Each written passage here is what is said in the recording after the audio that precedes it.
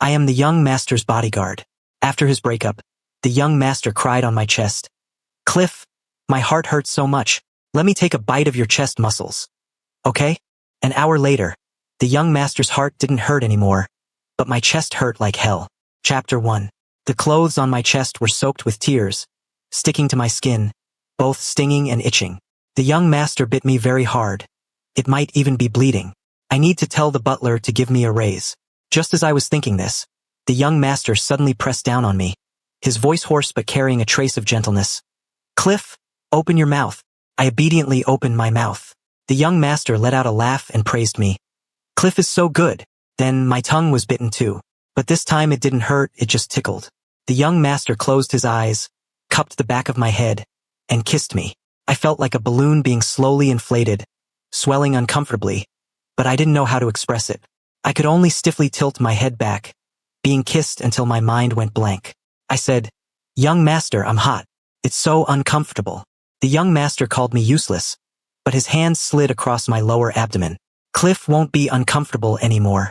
The young master will save you right now. Halfway through saving me, the young master's phone rang.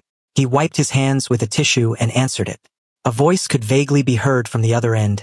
Young master, something happened to Mr. Joshua. I heard from the other bodyguards that Mr. Joshua is the lover the young master keeps. I didn't know what a lover was, nor had I ever met him. The young master's expression instantly turned cold, and he left right in the middle of the night. The air in the room seemed to drop in temperature with him. I silently got up, put my clothes on, stood staring at the bed for a while, and then changed the soiled bedsheets. The young master didn't return until the second half of the night, carrying a frail, delicate-looking boy in his arms. He wasn't old, but he was very pretty as the young master. The boy seemed sick. The young master called for a doctor and stayed by his side until dawn. The boy's name was Joshua, and he was very disobedient. To take care of him, the young master barely slept. But as soon as he recovered, he gave the young master an attitude, saying through gritted teeth, Gavin, I don't like you. I'm grateful that you helped me, and I will pay you back, but other than money, I won't give you anything. I didn't understand. Why did someone in debt have such a big temper? The young master wasn't angry. He even scooped him a bowl of soup. Eat first. Mr. Joshua didn't eat. He turned around and went upstairs. The young master waved at me. Cliff, sit down and drink the soup.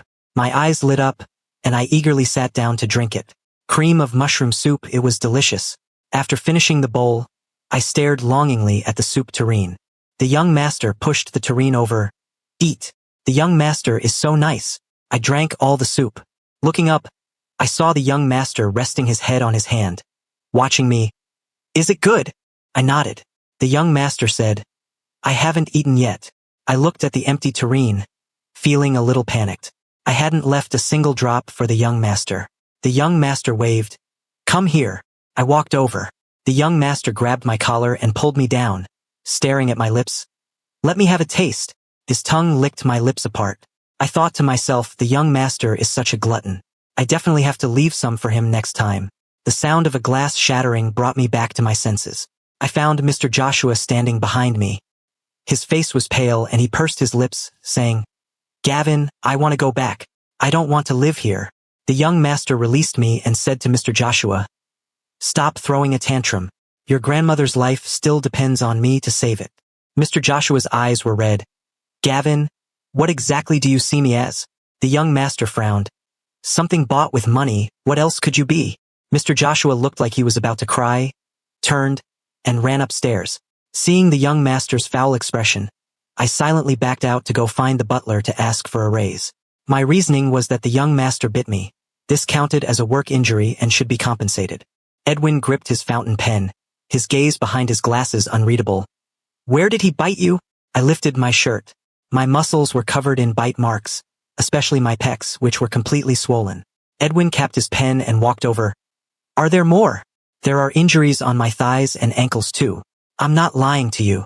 Edwin took off his glasses. Take it off, let me see. If the young master asked me to take them off, that was one thing. What right did he have? I'm not stupid. But Edwin's gaze scared me a bit, so I said, if you're not going to give me a raise, forget it. But Edwin didn't let go. He grabbed my wrist. Cliff, let me see, and I'll give you a raise. I was thrilled the moment I heard that, and quickly stripped off my clothes. Looking at the marks on my body, Edwin said, "Sit down." I obediently sat on the chair. Edwin took a tube of ointment from the medical kit and knelt on one knee in front of me to apply it. With lowered eyes, he pressed down hard, rubbing each mark for a long time.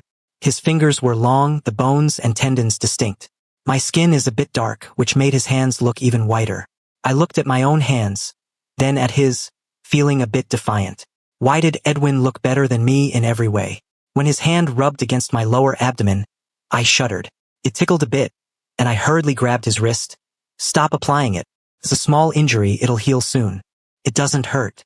Edwin brushed my hand away and continued applying. "It might not hurt you, but it's an eyesore for me to look at." I didn't understand. What did the injuries on my body have to do with him? By the time he finished, my whole body felt uncomfortable, swollen and hot.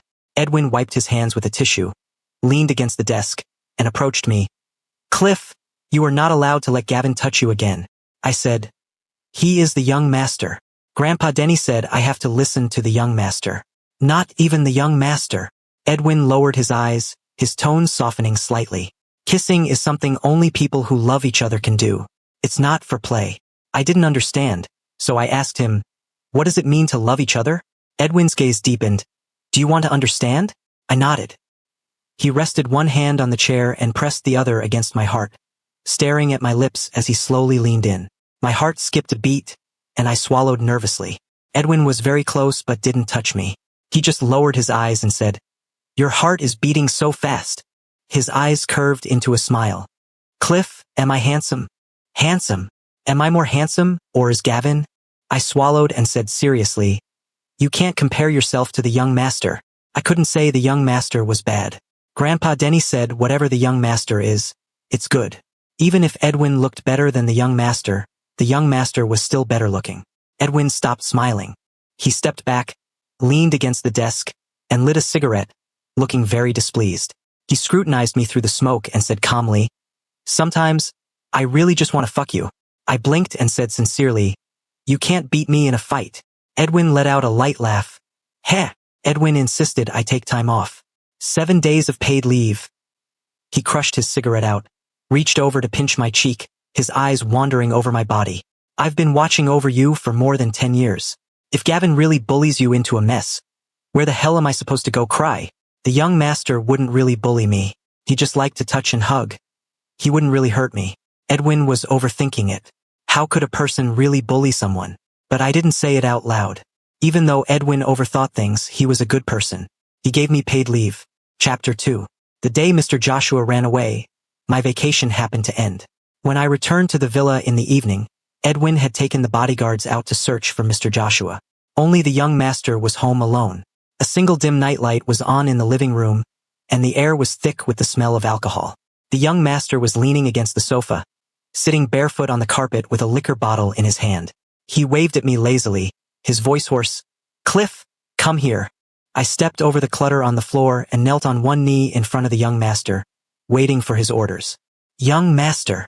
The young master brushed the hair from my forehead and asked tiredly, "Where have you been these past few days?" I said, "On vacation." His fingertips traced across my forehead, down the bridge of my nose, and finally stopped on my lips. His tone sounded like he was joking. "You didn't even know to call while on vacation. Having fun by yourself and ignoring your young master." Before I had time to answer, the young master suddenly gave a wicked smile. "The young master is in a bad mood. Will Cliff drink with me?" I felt a bit put on the spot. "Young master, I don't know how to drink." "It's fine. The young master will teach you." The young master pinched my mouth open, brought the bottle to my lips, and poured liquor into my mouth. His movements were rough, but his smile was very gentle. "Cliff, drink faster." I tilted my head back, swallowing hard, trying to catch the liquor the young master was giving me. But there was still some I couldn't swallow in time. It flowed down my neck, past my collarbone, my chest, my lower abdomen, and all the way down into my pants. The young master didn't let go of me until the entire bottle was emptied. He touched my lips and said, "Wasted." Then he lowered his head and licked my chin and Adam's apple, kissing his way down along the path the liquor had flowed. I felt hot all over and a bit dizzy. I reached out to push the young master's head away. Edwin had said this is called kissing, not gnawing. Edwin also said you can't just kiss anyone casually. I tilted my neck back, swallowed, and gently held the back of the young master's head, saying, "Young master, you can't." "Why not?" The young master pressed down on my lower back, kissing my lower abdomen, his hand reaching into my pants. "Is Cliff uncomfortable?" It was comfortable. But Edwin had said, "Kissing is something only people who love each other can do. It's not for play." Actually, I didn't quite understand it either. But what Edwin said was always right. The young master stopped and slowly lifted his head. His eyes were dark, and he asked in a calm tone, "Idiot, do you even know what love is?" I lowered my head and muttered a rebuttal. "I'm not an idiot. Play." The young master patted my cheek, untied his tie, and blindfolded me. His voice was ice cold. "Cliff, I just want to play with you. What can you do about it?" My chest felt like it was blocked by a rock. I felt awful, but I didn't know what to do. If Edwin were here, he would definitely know what to do. The tie blocked out the light, plunging me into darkness. I could only hear the young master's voice. "Cliff, raise your hands." I raised my hands. The young master pulled my clothes up and took off my shirt. He said again, "Open your mouth." I obediently opened my mouth. The young master tore a strip of cloth from my shirt, stuffed it into my mouth, and tied it behind my head. Next, the young master took off his belt, twisted my hands behind my back, and bound my wrists with it. I couldn't see, couldn't move, and couldn't speak. I could only feel the young master's breath, his kisses, and his bites. The young master bit harder than any time before. He repeatedly licked the places he broke the skin. I was bleeding. I suppressed my cries of pain in my throat, tilting my head back, panting rapidly, breaking into a sweat. I was a bit worried. What if the young master sucked all my blood dry? I didn't breathe a sigh of relief until he moved to another spot. The young master pressed against me, kissing my ear, and softly murmured like he was talking in his sleep, "Brant." I knew the young master's secret. The first time the young master laid on my chest, kissing and crying, the name he called was Brant. Mr. Joshua and Brant looked very, very much alike. The young master's fingers traced my chest, paused, and gave a hard squeeze. Then, as if suddenly sobering up, he sneered, "Train a little less." Being so bulky makes the young master uncomfortable looking at it. That spot had just been bitten open by the young master, and now with him squeezing it so hard, the pain made my whole body stiffen. My muscles tensed, and I let out a muffled grunt. The young master angrily kneaded my waist. "Sounding so sweet. Are you waiting for the young master to dote on you?" The young master flipped me over and pressed me face down against the sofa. When my pants were pulled down to my knees, I couldn't help but struggle a bit. The young master stepped on my pants and said, "Good Cliff, kneel properly." His fingertips traced down my spine. I shivered, my scalp tingling. When I heard the sound of the living room door being pushed open, I inexplicably breathed a sigh of relief. Someone had come in. The young master's hand touched the back of my neck as he growled hoarsely at the intruder. "Get lost." The footsteps didn't stop. They came straight this way, fast and heavy. The young master shouted furiously, "Edwin!" The table behind me was overturned, and liquor bottles shattered loudly all over the floor. Hearing the young master's cry of pain, I quickly struggled free from the belt on my hands and tore off the tie blindfolding my eyes and the cloth in my mouth. Turning around, I saw Edwin pinning the young master to the ground, punching him in the face over and over. The young master had already been beaten unconscious. I rushed forward, grabbed Edwin's wrist, and stopped his fist. "Edwin, he is the young master. You can't hit him. Grandpa Denny will punish you." The young master was very naughty when he was little. He was always getting into trouble and getting hurt. Every time the young master got into trouble or got hurt, Edwin would be punished. Grandpa Denny would say it was because Edwin didn't watch the young master properly. Back then, the young master would pinch my cheeks and call me a little idiot. He would steal the candy Edwin gave me and try every possible way to tease me. After making me cry, he would bring toys to coax me. Once I was coaxed, he would continue to bully me. The most extreme time was when the young master killed the little fish Edwin had bought for me. He wiped my tears with a smile. "What's there to cry about? Since it died, the young master will just buy you another one." How much is a fish worth? The little fish wasn't worth much money, but it was given to me by Edwin. It was my birthday present. I didn't know what day my birthday was. Edwin said the day he gave me the little fish was my birthday. That time, I hit the young master, and Grandpa Denny punished Edwin by making him kneel outside the door all night. I remember it was snowing heavily that night. Edwin withstood that heavy snow with his thin body. I clung to the window looking at him, my face covered in tears and snot, and said to Grandpa Denny, "I was the one who hit the young master. I will go kneel." Grandpa Denny said, "Cliff, you must listen to the young master. Only if you are obedient will Edwin not be punished. Do you understand?" I nodded, half understanding. I remembered. I had to be obedient. I listened to the young master. Even when the young master killed my little fish, I was obedient. Grandpa Denny said, "You are the young master's person. If you want Edwin to come back in, go beg the young master." I begged the young master for a long time, my face pinched swollen by him, before he finally agreed to let Edwin inside. Edwin developed a fever as soon as he came back. He had a fever for 3 whole days. I thought he was going to die. I hugged him and said, "Edwin, let's not stay here anymore. Let's run away." Edwin's burning body pressed against mine, his voice hoarse. "Where can we run to? Cliff, we don't have a home. You have such a big appetite, you couldn't get enough to eat at the orphanage. At least here you can eat your fill." He gently patted my back. "Be a good boy. I'm here, don't be afraid. Rest assured, I will protect you." Chapter 3. Edwin and I were picked out from the orphanage by Grandpa Denny. Edwin was smarter than me. I always went hungry at the orphanage, but Edwin could always manage to get more food. Actually, Grandpa Denny had only chosen Edwin at the time, but Edwin held onto my hand tightly and told Grandpa Denny, "I'm taking him with me." Edwin was afraid that if I were left alone in the orphanage, I would starve to death. If it weren't for Edwin, no family would have been willing to adopt me, and Grandpa Denny wouldn't have taken me either. They all said I was an idiot, but Edwin said I wasn't. Actually, I'm really not an idiot. I knew they bullied Edwin. I knew they made Edwin suffer. If only I had a home, I could take Edwin out of there, and never let him suffer again. Thunder rolled muffled through the window. Edwin came in carrying the wind and rain from outside. His white shirt was completely soaked, clinging to his body and revealing the solid lines of his muscles. He kept his head down, his profile cold and stern, the water droplets on the tips of his hair trembling on the verge of falling, like a teardrop hanging, unshed. "Cliff, when Gavin treats you like this, why don't you fight back?" I opened my mouth and answered, "He is the young master." I had to listen to the young master. "He's the young master, so you just let him play with you? Even if he plays with you until you're broken, it doesn't matter." Edwin turned to look at me, his gaze behind his glasses ice cold.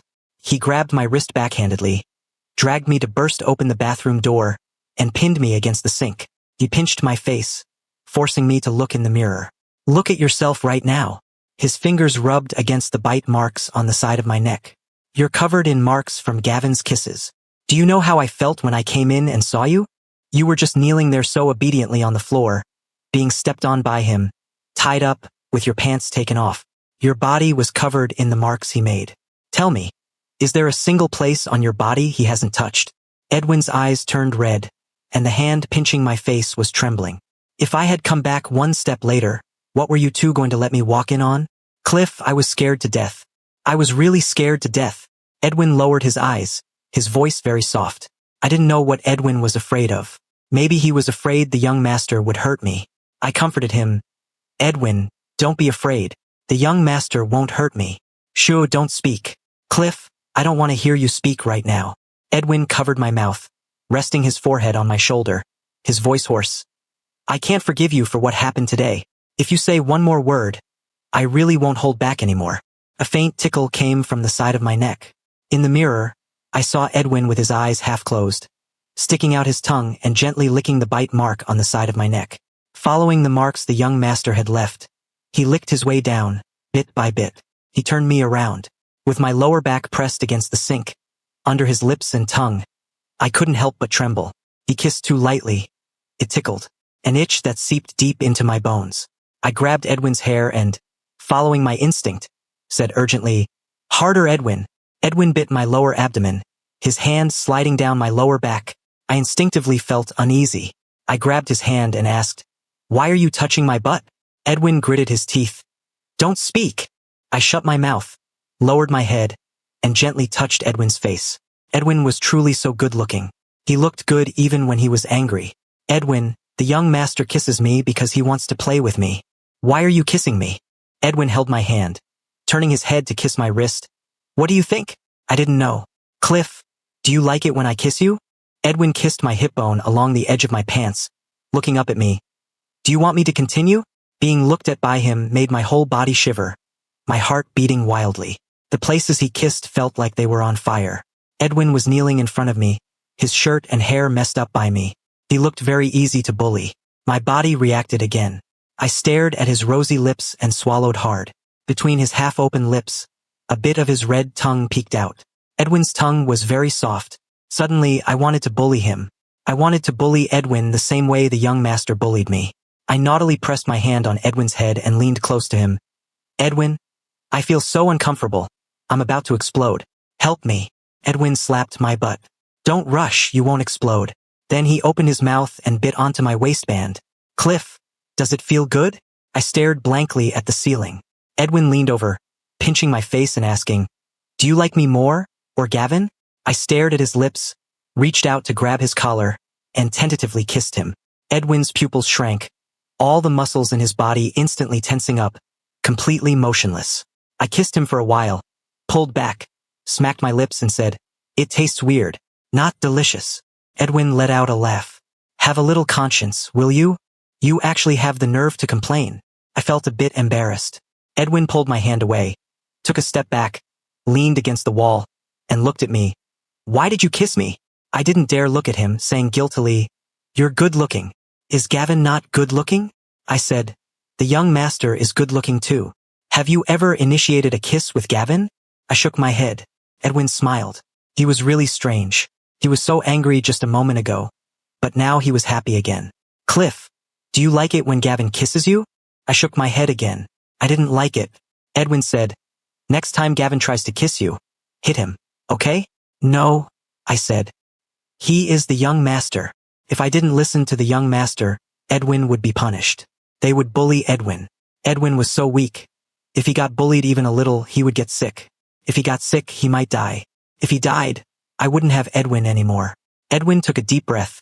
Then run. Run and find me. Can you do that? I hesitated, then nodded. Good boy.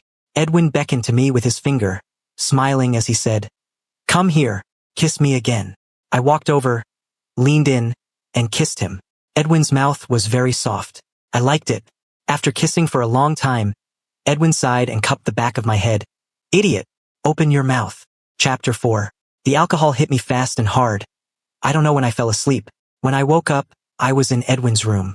His room is on the first floor, very close to the living room. Through the crack in the door, I could see the living room lights were on, and the faint sound of people talking drifted in. I brought Joshua back for you. Don't touch Cliff again. It was Edwin's voice. The young master was silent for a moment, then said disdainfully, Edwin, you don't actually like that idiot, do you? Cliff is not an idiot. Edwin's tone was calm. Young Master Gavin, I have no objections to whoever you play with, but not Cliff. He is the child I've raised for over a decade. No one is allowed to ruin him. The young master sneered. Edwin, you're nothing but a dog raised by my grandfather. What right do you have to negotiate terms with me? I quietly widened the crack in the door and peeked out with one eye. I was spotted by Edwin the moment I poked my head out. He was leaning against the living room wall, holding a cigarette. He gave me a mild glance and continued talking to the young master. Brant has returned to the country, young Master Gavin. If you make Cliff suffer even a little bit of grievance again, I will have Joshua go meet Brant. The body double meeting the original, a nephew obsessed with his own biological uncle. The media will definitely be interested in such a massive scandal. Brant was the young master's most sensitive trigger. The young master smashed the liquor bottle on the table and roared, Edwin, who gave you the nerve to threaten me? Without me, you are nothing. Edwin didn't even furrow his brow. He took a drag of his cigarette and said, Young Master Gavin, how long has it been since you went to the company? The building is about to collapse. The old man was kind to me and told me to hold it up, so I'm holding it up. Edwin leaned over and crushed out his cigarette. The day I no longer want to hold it up.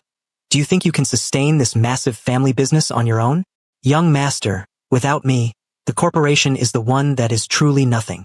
The young master stopped talking.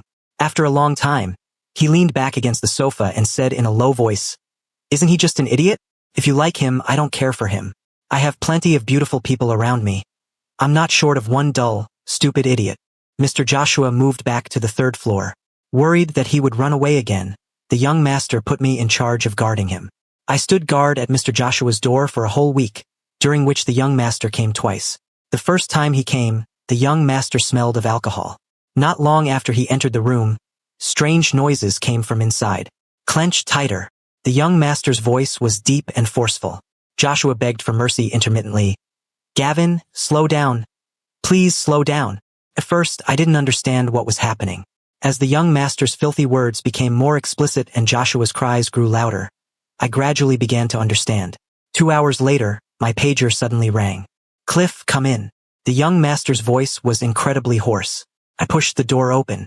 The young master sat bare-chested in an armchair, his pants hanging loosely at his waist. Joshua was kneeling naked at the young master's feet, resting on his legs, while the young master's hand pressed down on the back of his neck, preventing him from lifting his head.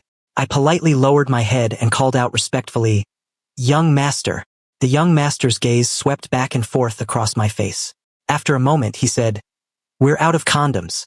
Go get some. I acknowledged the order and turned to go get them. By the time I returned upstairs, the young master was already dressed, leaning against Mr. Joshua's door, smoking. Hearing my footsteps, he turned his head and stared at the items in my hand. After a long while, he gave a light laugh.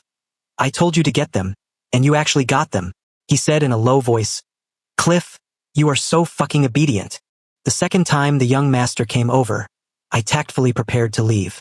The young master pressed down on my shoulder and draped his suit jacket over my head. Aren't you indifferent? Then listen. Stand right here. You are not allowed to leave. He rubbed my head through the fabric and said, Cliff, if it becomes unbearable to listen to, knock on the door, and the young master will come out immediately, okay? The young master's behavior was very strange. I didn't understand his words. I wasn't uncomfortable, nor did I knock on the door. This time, the young master only stayed for an hour before opening the door. He answered a phone call, pulled the suit jacket from my hands, and said to me, Go get the car. The young master had me drive him to a clubhouse. I waited in the car until midnight. Smelling of smoke and alcohol, the young master pulled the car door open and sat in the passenger seat. Cliff, I don't like Brant anymore, he said suddenly. The young master had gone to see Brant, that younger uncle who was 7 years older than him. When I was 18, I thought I would like him for the rest of my life, thought it absolutely had to be him. But I didn't dare say it. He is my biological uncle. By hiding and suppressing it, I became more and more unable to let him go. I tried looking for someone new, and ended up finding Joshua. He is the one who resembles Brant the most. Even that aloof demeanor is exactly the same. Cliff, I truly thought I was hopelessly in love with Brant, but today I realized I'm not. The young master loosened his collar and said softly, I just got Brant drunk. He was lying right there. If I wanted to, I could have had him tonight. But I remembered you were still waiting for me in the car. The young master turned to look at me. Cliff, why are you so obedient? He leaned in close, brushed the hair from my forehead, and said softly, Cliff, I don't want to play anymore. Tell the young master, what do you want? I'll give you anything. Even love if you want it. I looked at the young master's shining eyes and said shyly, Young master, I want money. The young master froze. I swallowed. 200,000 is enough. The young master's face darkened. I hurriedly said, 100,000 is fine too. Cliff, shut your mouth. The young master interrupted me. Chapter 5. The young master and I didn't get home until 1 a.m. At the door, the young master said goodnight to me, brushed my hair back, and kissed me on the forehead. When I looked up, I saw Edwin standing in the night, watching us quietly, slowly crushing out his cigarette. The young master saw Edwin too. He shrugged and said, I'm not toying with him. I'm serious.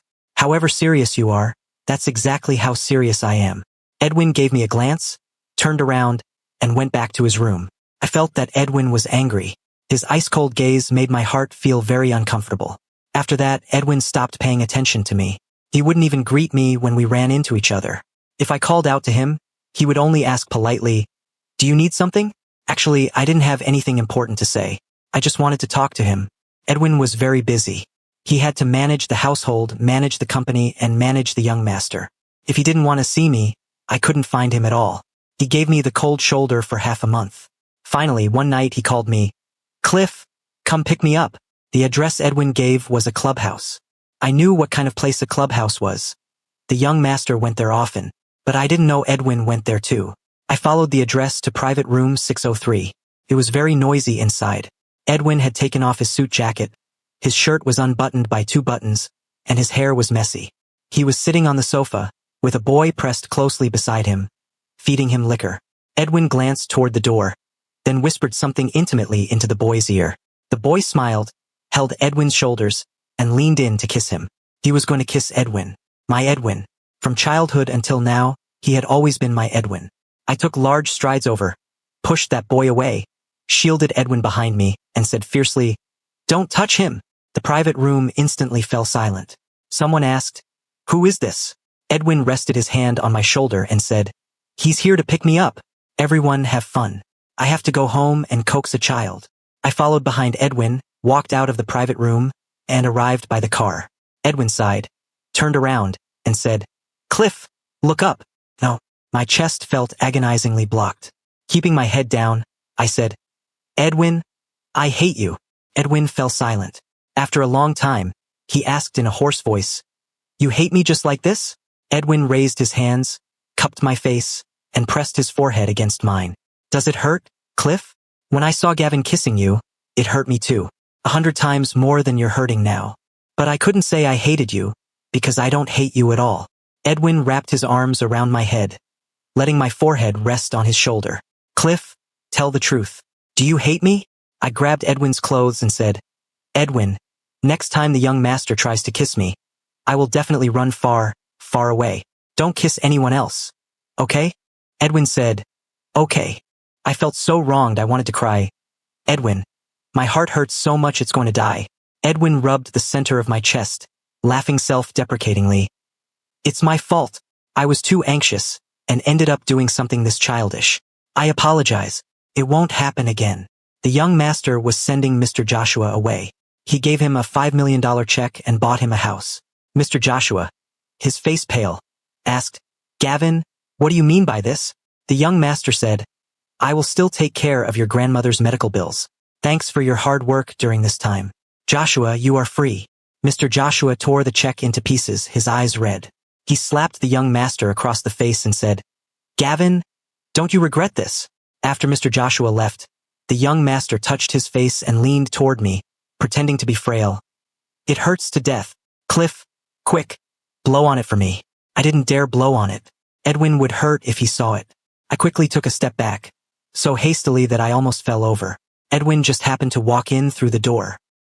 He caught me, shot me a smiling glance, and said to the young master, "Young Master Gavin, the old master wants you to return to the main estate for a trip." The young master went upstairs to change clothes. I squatted on the floor, picking up the torn check. Edwin squatted beside me and asked, "What are you picking this up for?" I held the check fragments in my hands and asked, "If I glue this back together, can it still be used?" Edwin laughed. "Cliff, since when did you become such a money grubber?" He grabbed the corpse of the check, tossed it into the trash can, and wiped my hands with his handkerchief. "Be good. We don't pick up what others have discarded. If you want money, I'll give it to you. Forget it." I glanced at Edwin. "Keep your money for yourself. We were both just working for the family." Edwin didn't have much money either. He was still wearing the scarf I gave him 5 years ago. Last year, when the scarf started to unravel, he even brought it to me to fix. I guessed Edwin probably didn't even earn as much as I did. He couldn't even afford a new scarf. Edwin looked at me, let out a laugh, and rubbed my head. "Cliff, do you have some sort of misunderstanding about me?" I shook my head. "No." Edwin was too pitiful. I should give him another scarf this winter. Chapter 6. The young master had me drive them back to the main estate. On the way, Edwin and the young master kept discussing company matters. To me, those words sounded like a foreign language. It sounded like there was a problem with money. The young master and Edwin argued a bit, and after that, the car fell silent. The oppressive atmosphere made it hard to breathe. Upon arriving at the main estate, the young master got out of the car first. Edwin said to me, "Wait in the car. Don't go in." My heart was doing somersaults in my chest. I waited in the car until 6 p.m. before Edwin finally came out alone. He looked extremely tired. He got in the car and said, "Cliff, let's go back." When we got home, the moment I parked the car, Edwin pushed the door open, got out, and walked straight to his room. I quickly chased after him and grabbed the doorframe right before he closed it. Edwin looked at me and said, "Cliff, I'm very tired and want to rest. Be a good boy and go to sleep." I stared at him and said, "Edwin, he punished you." Edwin said, "No, I'm a grown man now. It's not like when we were kids. I forcefully pushed his door open, squeezed my way in, and kicked the door shut. I pinned Edwin against the door panel and reached out to lift his clothes.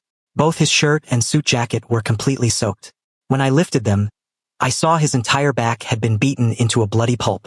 I trembled all over from the sympathetic pain. What right do they have to beat you? I listened to the young master. I was incredibly obedient. What right do they have to beat you? What are you crying for? Edwin turned around and wiped my tears. You look like you're in more pain than I am. All right, don't be too inviting. Edwin covered my eyes, looking at me crying like this is no different from inviting me to fuck you. Come here and apply the medicine for me. Edwin lay on his stomach on the bed, and I carefully sprinkled medicine over his wounds. Edwin talked to me casually. There's a problem with the company. The higher-ups halted the East City plan. The project there is shelved. Funds can't be recovered, and the liquid capital the finance department scraped together won't last long. If we don't get through this crisis, the family will collapse. The old master is very angry. This project was spearheaded by Gavin. If it had succeeded, the old master could have comfortably kicked me out. Unfortunately, Gavin is a disappointment. He was raised to be useless by the old master. Just like when we were kids, even if I couldn't understand, Edwin would explain it to me. When he explained things to me, even if I didn't understand, I felt secure. After this, the old master will really have to rely on me. Rely on me to prop up his disappointing Gavin. Cliff, I won't be beaten anymore. If your heart really aches for me, don't just focus on crying. You should come over and kiss me. Once the medicine was applied, I put the bottle on the table. Edwin sat up, propped himself on the bed, and asked, Cliff, do you want to kiss me? I do. I cupped the back of Edwin's head and forcefully kissed his mouth. That night, I took out my phone to count my money. 800,000. This was what I had painstakingly saved up over 8 years of working. The next day, I went to the real estate agent. I don't want that 3-bedroom apartment anymore. I want the 2-bedroom one, the one for 800,000. I'll buy it right now. During my last vacation, I spent 5 days looking at apartments. My favorite 3-bedroom one was 1 million. I couldn't wait until I saved up 1 million. I didn't want to see Edwin get beaten anymore. I could only settle for the next best thing. The property deed had my name printed on it. I squatted on the side of the street and called Edwin. Edwin didn't answer. I waited for 2 minutes and called him again. Edwin answered. Cliff.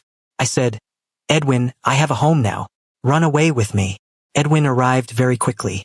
He got out of the car and sprinted towards me. I handed him the property deed. It's this complex, 6th floor, 2 bedrooms. Don't complain that it's small. Once I earn more money, I'll upgrade to a bigger one for you.